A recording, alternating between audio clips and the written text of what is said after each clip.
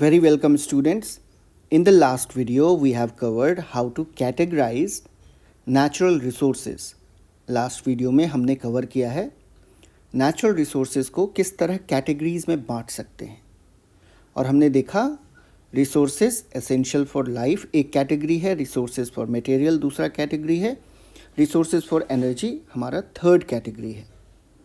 Now ये तो एक तरह का कैटेगराइजेशन हुआ. नेचुरल रिसोर्सेज को आप और भी तरह से ग्रुप्स में डिवाइड कर सकते हो. दूसरा तरीका जो है वो आता है कोई भी नेचुरल रिसोर्स रीन्यूएबल है या नहीं, उस बेसिस पे भी हम नेचुरल रिसोर्स को दो पार्ट्स में डिवाइड कर सकते हैं, दो ग्रुप्स में डिवाइड कर सकते हैं. First one is renewable natural resources and non renewable natural resources. यहाँ पे हम देखेंगे रीन्यूएबल का मतलब है रीन्यू होना. रीन्यू मीन्स फिर से यूज़ में लाना. ठीक है, तो फिर से अगर यूज़ में हम ला सकते हैं नेचुरल रिसोर्स को, तो वैसे नेचुरल रिसोर्स को हम बोलते हैं रीन्यूएबल नेचुरल रिसोर्सेज. ठीक है, let's go further. A general principle of nature is that it functions in a restorative and regenerative way. Nature का एक जनरल प्रिंसिपल क्या है कि नेचर फंक्शन किस तरह करता है कि वो अपने आप को रिस्टोर करता है और रीजेनरेट करता है. ठीक है, restoration is the process of returning something to its original healthy state. Restoration का मतलब क्या है कि एक ऐसा प्रोसेस जिससे आप रिसोर्स है उसको आप ओरिजिनल हेल्दी स्टेट में वापस ले आओ. तो पहले क्या होता है, जब हम नेचुरल रिसोर्स को यूज़ करते हैं तो उसका जो हेल्थ है वो डिग्रेड होता है, कम होता जाता है, या उसका जो क्वांटिटी है वो कम होता जाता है. या फॉर एग्जांपल फॉरेस्ट का एग्जांपल ले लेते हैं. फॉरेस्ट को अगर हमने ज़्यादा यूज़ किया तो क्या होता है, फॉरेस्ट का यूज़ करने का मतलब हमने ट्री कटिंग की, पेड़ों को काटा, और उससे क्या होता है कि फॉरेस्ट का जो क्वालिटी है वो कहाँ चला जाता है, नीचे. अब नेचर में खुद ब खुद ऐसा पावर है कि वो अपने आप को रीजनरेट कर सकता है. वो क्या करेगा, न्यू प्लांट जो है वो ग्रो होगा फॉरेस्ट में, और फॉरेस्ट फिर से जो है अपने हेल्दी स्टेट में आ जाएगा. हेल्दी स्टेट कौन सा है, जिसमें पहले जैसा फॉरेस्ट था जहाँ पे बहुत सारे पेड़ थे, उस स्टेट में वापस आ जाता है. ठीक है, तो अगर फॉरेस्ट डिग्रेड हुआ है या डैमेज हुआ है तो वो वापस आ जाएगा. तो इस प्रोसेस को कहते हैं restoration. Now nature heals, renew and maintains herself over time. Nature ऐसा ही है, नेचर अपने आप को हील करता है. हील करना मतलब अगर बीमार है तो वो अपने आप को खुद ब खुद ट्रीट करेगा. ठीक है, नेचर अपने आप को रीन्यू करता है. पुराना हो गया कुछ तो उसे नया बना देगा. और नेचर अपने आप को मेंटेन भी करता है. छोटा मोटा मेंटेनेंस का काम जो होता है, अच्छा यहाँ ऐसा हो गया वहाँ वैसा हो गया, तो नेचर वो भी करता है कि छोटा मोटा मेंटेनेंस भी अपना खुद ब खुद करता है. एक लॉन्ग टर्म मेंटेनेंस भी करता है नेचर, कि नेचर चलता रहता है. नेचर अपने एंटिटीज़ को कभी नहीं रोकता. ठीक है, और अगर ऐसा आप देखते हैं कि नेचर में कुछ प्रॉब्लम आ गया, नेचर अपने प्रोसेसेस को या नेचर अपने एंटिटी को रोक रहा है, तो वो हम हैं. Human beings create problem. Nature कभी अपने आप के लिए प्रॉब्लम क्रिएट नहीं करता है. It is something like a cut on your skin will normally heal. जैसे हमारे बॉडी पे स्किन पे अगर एक कट लग जाए तो खुद ब खुद ठीक हो जाता है ना वो. ठीक उसी तरह a forest recovers after a wild fire. अगर जंगल में आग लग गई तो फॉरेस्ट खुद ब खुद रिकवर हो जाता है, खुद ब खुद नए पौधे आ जाते हैं. ठीक है, अब दूसरा जो वर्ड है हमारा रीजनरेशन. जनरेट करना मतलब बनाना कुछ. तो regeneration goes beyond restoration. Regeneration तो रिस्टोरेशन से भी आगे निकल चुका है. नेचर के पास एक ऐसा पावर है जिससे वो नए लाइफ फॉर्म्स को क्रिएट कर लेता है. ठीक है, और कंडीशंस ऐसे क्रिएट कर लेता है कि नया लाइफ जो है वो थ्राइव करे मतलब वो अच्छे से सरवाइव करे. All right, now let us read it out. So पहला था हमारा restoration and regeneration. Very important words. ठीक है. Now let's read it out. We plant trees in areas that may have lost them on account of human interventions like clearing forests for housing. तो हम पेड़ पौधे कहाँ लगाते हैं? वैसे जगह पे जहाँ पे पेड़ पौधे कम हो गए हैं. क्यों? क्योंकि लोगों ने इंटरवीन किया, लोग बीच में आके जंगलों को साफ़ किया और वहाँ पे घर बना लिया. तो इसीलिए हमें पेड़ लगाना है. Planting the types of trees that were originally growing there restores the ecosystem. सिर्फ पेड़ लगाना ही इम्पॉर्टेंट नहीं है, हमें वही पेड़ लगाना है जो पहले वहाँ पे था, सो दैट वहाँ का जो इकोसिस्टम है, वहाँ का जो हेल्दी इन्वायरमेंट है, वो अब खुद ब खुद रिस्टोर हो जाए. The tree provides food and shelter for birds. Tree जो है खाना और घर प्रोवाइड करता है बर्ड्स को, स्क्विरल्स को and other creatures, enabling life to return. और ट्री जो है एनिमल्स को, खास करके birds, squirrels and other creatures जो होते हैं, जो जंगल में रहते हैं या जो पेड़ के आसपास रहते हैं, उनके लिए हेल्दी लाइफ प्रोवाइड करता है. ठीक है, लाइफ प्रोवाइड करता है. वापस हम नेचर को, ट्री लगाकर हम वापस नेचर को फिर से जो है लिवेबल बना देते हैं वैसे क्रीचर्स के लिए.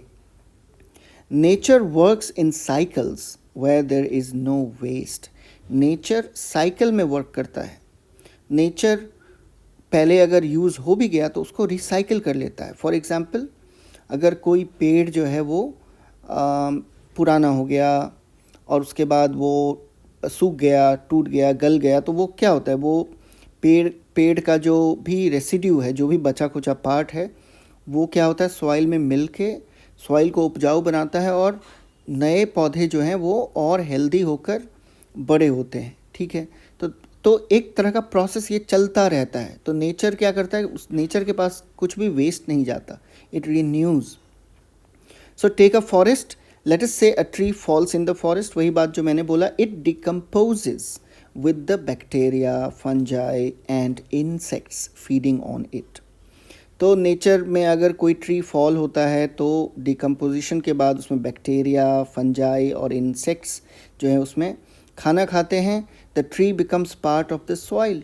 और पेड़ क्या बन जाता है, पार्ट ऑफ द सॉइल बन जाता है. उसको एनरिच करता है, सॉइल को वो क्या करता है, बेटर करता है. एनरिच करना मतलब बेटर करना. New trees and plants grow from seeds.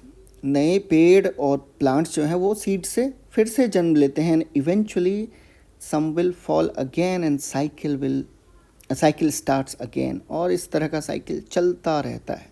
Alright, so these are the examples of nature's principle of restoration and regeneration. और यही एक एग्जाम्पल है नेचर्स के उस प्रिंसिपल का जिसको आप कहते हो रिस्टोरेशन एंड रीजनरेशन.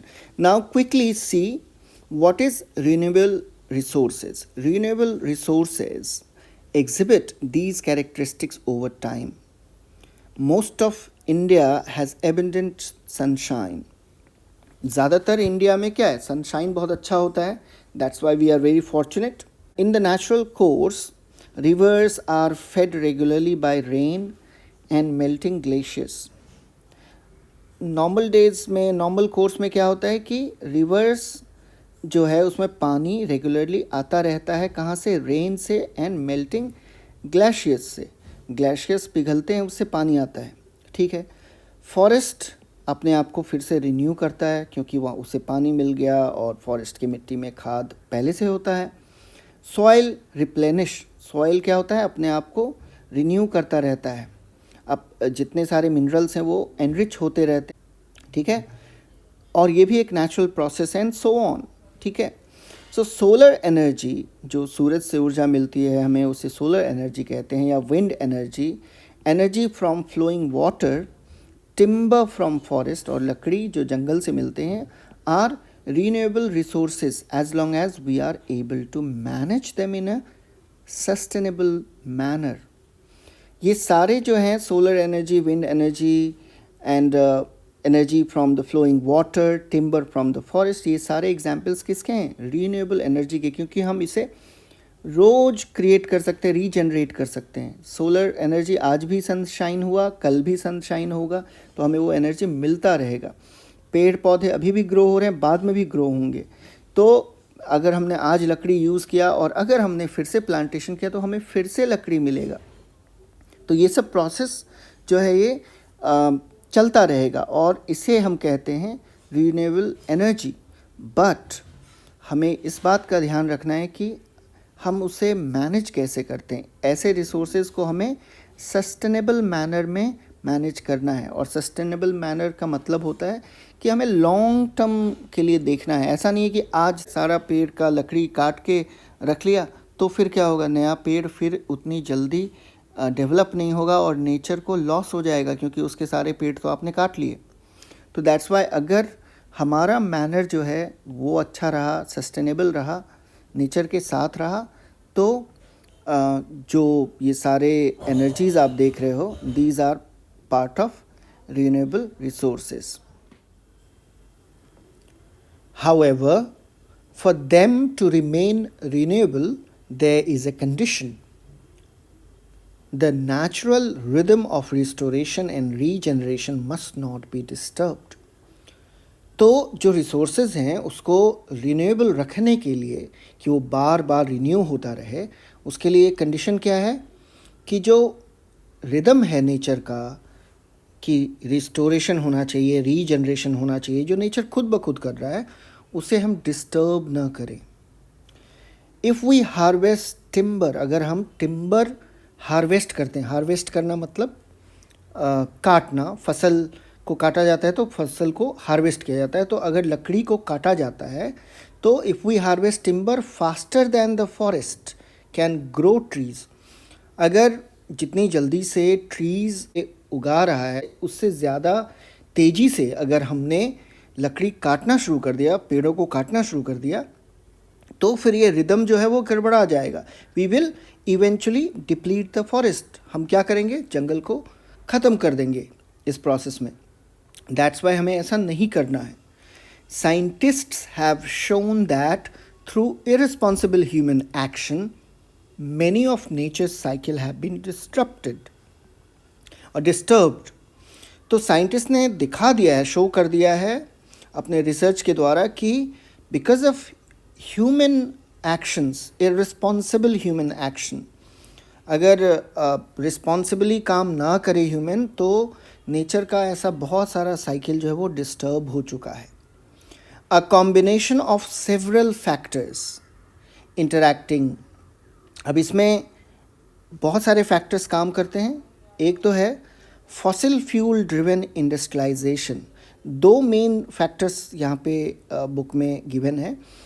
एक तो है कि अगर फॉसिल फ्यूल ड्रिवन इंडस्ट्रियलाइजेशन हुआ, फॉसिल फ्यूल क्या होता है, जो फ्यूल आपको ज़मीन के अंदर से मिलता है और जिसको बनने में लाखों लाखों साल लगते हैं, जो रिमेन होता है किसके, जो लिविंग ऑर्गेनिजम्स हैं उसके रिमेन्स से बना हुआ फ्यूल जो होता है, इस प्रोसेस में काफ़ी टाइम लगता है। तो फॉसिल फ्यूल जैसे हो गया पेट्रोलियम, ठीक है, पेट्रोलियम को रिफ़ाइन करके पेट्रोल बनता है। और अगर इस तरह के फ्यूल का आप यूज़ करके इंडस्ट्री को बढ़ावा देते हैं, इंडस्ट्री में इस तरह का फ्यूल यूज़ करते हैं, या आप पेड़ पौधा काटते हैं, cutting down of the tree for agriculture, agriculture के लिए मतलब जंगल को साफ़ करके वहाँ पे उस ज़मीन को खेती के लिए तैयार किया या किसी अदर पर्पस के लिए भी तैयार किया। सपोज़ वहाँ पे घर बना दिया, हाउसिंग प्रोजेक्ट्स बना दिया या कुछ और भी बना दिया, ब्रिज बना दिया, ऐसा कुछ किया, तो इससे क्या होगा, जंगल कटेगा तो it will lead to rising temperature. वो क्या करेगा, टेम्परेचर जो है वातावरण का उसको बढ़ा देगा। और ये हम एक्सपीरियंस कर रहे हैं, we are experiencing this today. On account of this The glaciers in some places in Himalayas are melting at a rate faster than precipitation can replace them.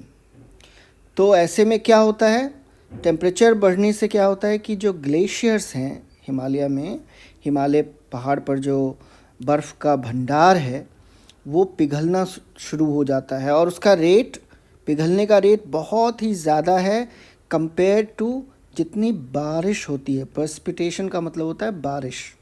तो जितनी बारिश होती है, बारिश होने का मतलब बारिश होने से वहाँ पे फिर से वो पानी जो है बर्फ़ बन जाएगा। तो जितनी जल्दी बर्फ़ बनता है उससे ज़्यादा जल्दी से बर्फ़ के पिघलने का रेट हो गया।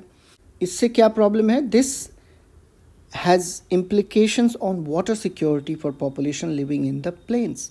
और इससे क्या प्रॉब्लम हो जाता है, वाटर सिक्योरिटी का प्रॉब्लम हो जाता है। साफ़ पानी, जो लोग ज़मीन पर रहते हैं उनको पानी की दिक्कत हो जाएगी। क्यों? क्योंकि वैसे लोग कहाँ के पानी पे डिपेंड हैं, they depend on water tower. Water tower यहाँ पे बोला जा रहा है माउंटेन्स को, क्योंकि माउंटेन्स में माउंटेन्स हमारा वाटर टावर है। जिस तरह घर के बगल में वाटर टैंक्स होते हैं, उसी तरह हमारा साफ़ पानी जो है माउंटेन्स पे जमा है और हम उस पर डिपेंड करते हैं। बट अगर वो सारा पानी ही एक बार में फ्लश आउट हो गया, निकल गया, तो फिर हमारे लिए पानी नहीं बचेगा।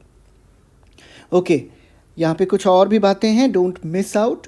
Traditionally communities have had a system of regulating or refraining from fishing during the spawning season to enable maintenance of the fish population. जब फिश की जनसंख्या बढ़ने का टाइम होता है, अगर उस समय फिशिंग किया हमने, तो उससे क्या होगा कि जो फ़िश हमने पकड़ा उसके पेट में फ़िश का एग्स होता है, और क्या हुआ, तो नए फ़िश जो है वो नहीं आ पाएंगे क्योंकि हमने तो उस फ़िश को मार दिया, खा लिया। तो दैट्स वाई बहुत सारे कम्युनिटी में ऐसा सिस्टम बना हुआ है कि जब वो पीरियड होता है, स्पाउनिंग वाला टाइम आता है, उस समय में फ़िशिंग नहीं की जाती है। However the commercialisation of fishing resulting in over fishing. लेकिन अगर फिशिंग का कमर्शलाइजेशन हो गया, बड़े बड़े मॉल्स में और शॉपिंग कॉम्प्लेक्स में फ़िश बिकने लगा, वहाँ पे बहुत मात्रा में फ़िश चाहिए, ठीक है। अगर वो मार्केट में धड़ल्ले से बिक रहा है, तो ऐसी बातों का लोग ध्यान नहीं रखते कि कौन सा सीज़न चल रहा है, स्पॉनिंग सीजन है तो अभी फ़िशिंग ना करें, ऐसा नहीं है। तो क्या कर लेते हैं, ओवर फिशिंग कर लेते हैं लोग, ज़्यादा मछलियों को पकड़ लेते हैं। In the case of a type of fish called tuna, एक फ़िश की बात करें, टूना फिश होती है, तो the rapid and extensive decline in their population led to some agreement on control of fishing. और ये इतना ज़्यादा हो गया था कि अब एक तरह का अग्रीमेंट बन गया है फ़िशिंग पे कि आप कितना फ़िशिंग करें, उसका एक अग्रीमेंट, एक समझौता हो गया है। Nevertheless this important type of fish that keeps the ocean ecosystem in balance by consuming smaller fishes, shrimps, etc. is on a decline. और लेकिन फिर भी ऐसा हो रहा है कि इतना फिशिंग होने से क्या प्रॉब्लम होता है, अगर आपने टूना फ़िश को सपोज़ एक फ़िश जो मार्केट में अच्छे से बिकता है, अगर उस सारे फ़िश को ख़त्म कर दिया तो उससे प्रॉब्लम हो जाएगा। जो एक रिलेशन है ओशन के अंदर फ़िश का दूसरे फ़िश से या दूसरे ऑर्गेनिज़म से, वो ब्रेक हो जाएगा। टूना फ़िश क्या करती थी कि उससे छोटे फ़िशेस को खाती है, या और गंदगी जो होती है ओशन में उसको ख़त्म करती है। लेकिन अगर आपने टूना फ़िश ख़त्म कर दिया तो फिर उस गंदगी को साफ़ करने वाला कोई भी नहीं रहेगा, और धीरे धीरे ओशन क्या होगा, गंदा होता जाएगा, ठीक है। Do you know of other traditional practices that help the ecosystem stay in balance? आपको पता है कोई और ऐसा सिस्टम या ऐसा ट्रेडिशनल प्रैक्टिस जो कि इकोसिस्टम को बैलेंस में रखता है? तो अगर आपको पता है तो प्लीज़ इसके बारे में लिखें। All right, now we need industries to produce the goods we consume. Industries ऐसे गुड्स प्रोड्यूस करती हैं जो कि हम कंज्यूम करते हैं, हमें चाहिए ऐसा। The process also creates waste that are frequently discharged into rivers and other water bodies. Water bodies क्या होते हैं? जो भी वाटर सोर्स है हमारा, उसे हम वाटर बॉडी कहते हैं. ये रिवर हो सकता है, पॉन्ड हो सकता है, इवन ओशियन, सी वगैरह, ये सब रिवर बॉडीज़ हैं. नाउ जब इंडस्ट्री में हमारे लिए गुड्स बनता है, हमारे लिए सामान बनता है जो हम खरीदते हैं, तो वहाँ पे क्या होता है? वेस्ट क्रिएट होता है. आप पिक्चर में यहाँ देख रहे हैं कि वेस्ट क्रिएट तो होता है, लेकिन वेस्ट को कहाँ बहा दिया जाता है? नदियों में या तालाब में. Often these waste can not decay, और ये गंदगी जो नदियों में गई वो तुरंत ही ख़त्म नहीं हो जाती. ऐसा नहीं है कि गंदगी जो नदियों में आई उससे तुरंत मछली खा लेगा, क्योंकि गंदगी जो है बहुत ही ज़्यादा मात्रा में आ जाती है. और इस कारण से क्या होता है? Instead it leads to a disturbance in nature cycle of restoration and regeneration. और इससे क्या होता है कि जो साइकिल है नेचर का, रिस्टोरेशन और रीजनरेशन का, वो डिस्टर्ब हो जाता है, leading to a situation where the rivers becomes poisonous. और इससे क्या होता है? नदियाँ जो है विषैली हो जाती हैं, पॉइजन हो जाता है नदियों में, और वहाँ पे फिर सारी मछलियाँ, सारे जीव जंतु जो हैं नदियों के, वो मर जाते हैं. दे can not support life, that river can not support life. Okay, identify human actions. अब आपको कुछ और काम करना है यहाँ पे, आइडेंटिफाई करना है ह्यूमन एक्शंस. लोग ऐसा क्या करते हैं आपके सराउंडिंग में, in your surrounding, that result in nature losing her ability to restore and regenerate. आपको फाइंड आउट करना है. अब ऐसा कुछ होता है आपके आसपास जिससे आपको पता चलता है कि मनुष्य के कोई भी ऐसे काम करने से नेचर का जो एबिलिटी है रिस्टोर करने का, रीजनरेट करने का, वो नेचर लूज़ कर लेती है. अगर है तो please write it down. What type of interventions can be undertaken to restore nature cycle. और जो आप देख रहे हो प्रॉब्लम, उस प्रॉब्लम को सॉल्व करने के लिए कौन सा तरीका अपनाना चाहिए. इंटरवेंशंस यहाँ पे वो हो गया कि कौन सा तरीका अपनाना चाहिए सो दैट नेचर का जो साइकिल है वो इंटैक्ट रहे, वो बिल्कुल काम करता रहे. Now let us move forward. There is something called don't miss out. ये भी हमें करना है. इस पार्ट में हमें देखना है ये दो topics, ecosystem functions and ecosystem services. अब इकोसिस्टम फंक्शंस क्या होता है?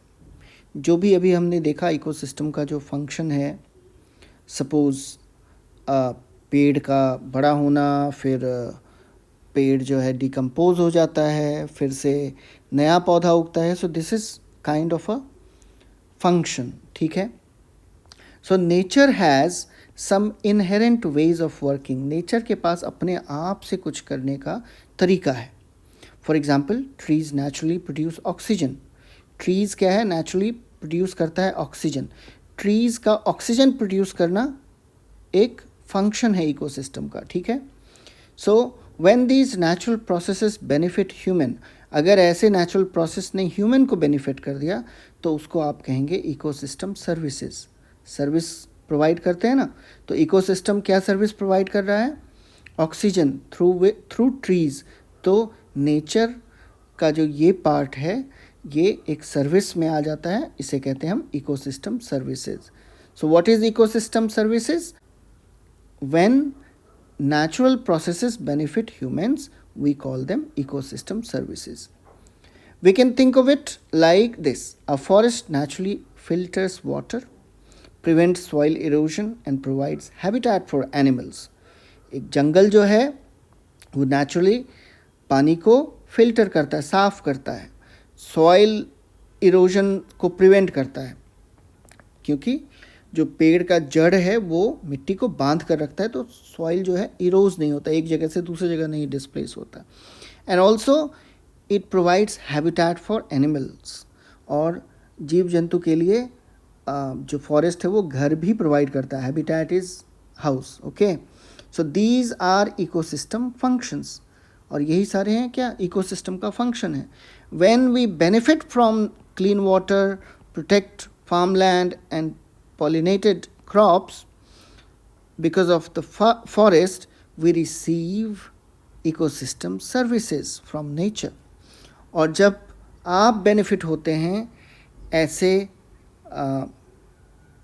फंक्शंस से, क्या हम कैसे बेनिफिट होते हैं? हमें क्लीन वाटर मिल जाता है फॉरेस्ट से, हमें फार्म लैंड भी मिल जाता है, ज़मीन भी मिल जाता है, और इससे जो बेनिफिट हुआ है जैसे क्लीन वाटर का मिलना, फार्म लैंड मिलना, ये सब इकोसिस्टम का सर्विस है जो कि हमें नेचर से मिलता है। A mature tree produces 275 liters of oxygen per day. Wow! एक बड़ा पेड़ जो होता है लगभग 275 litre oxygen, 275 litre oxygen per day हमें प्रोवाइड करता है।